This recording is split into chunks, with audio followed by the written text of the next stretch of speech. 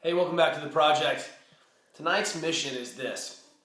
It's a confluence of things that have kind of been in my life. One, Dick Herzl, jump stretch bands. Two, a fan and a follower of the MobilityWOD, Dennis H., super powerlifter, sent me a video or a picture of a Chinese lifter who's 75 kilos, literally push squatting or squat jerking for over 400 pounds, like 203 kilos, and something insane. Maybe it's 207, which is freakish. And he's in a perfect bottom position. Feet are just, ramrod straight. The kid's back is up and down. So I've been haunted by this photo. And when kind of the confluence of things come together. So literally, one of the things we've been messing around with, as you should mess with once in a while, is what does this squat look like for you? Because this bottom position really kind of says a lot about your capacity. No one squat jerks anymore because it's so bloody tough.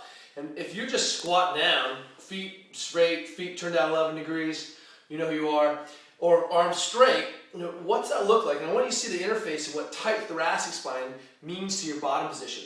And that if you're flexed over, you really lose a lot of positioning. If I just change my upper back 3 or 4 degrees, if I can extend through that mid-back, I suddenly have access to all my shoulder range. And it really allows me to sit back and create movement options for myself. So, haunted by this photo, this is what we're going to do tonight.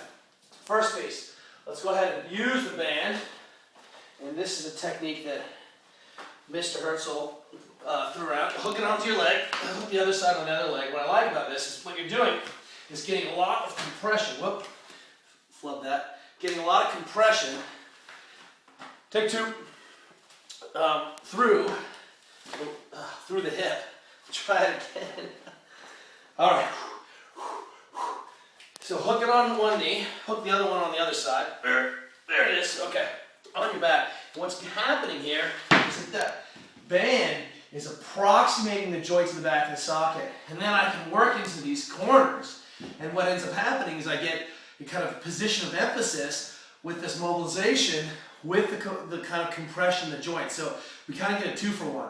And then I can walk out, and you'll notice that if you do this with the band, without the band, you're going to see a much better effect because the joint is positioned much better in the socket. So let's do a contract, relax here, open up the groinage, hang out. And this is literally what the sick bottom position of that squat would be, with no demand on the back. So get your 2 or 3 minutes here, then dismount from the band, and then grab your double lacrosse ball, and really start the bottom of the ribs here, right in the mid-back. Go ahead and lay that thing down. Anchor back and forth, get some shearing motion, side to side, find that segment that's sticky. I can even hug myself or go over the head into big global extension. I can even do it from the other side down, which is probably where you're going to need it. Start by flexing your butt, shoulders down, and then anchor from the other side. Oh, that's terrible. Okay. And then, retest with what it looks like in that bottom position. And I'll tell you what, just that 2 seconds on the ball, I don't have that sticky spot, and that means I've got movement options. Even the bottom of my split jerks can feel better. Dick Herzl, jump stretch, bands, Chinese lifters, they all make sense in my head somehow. We'll see you tomorrow.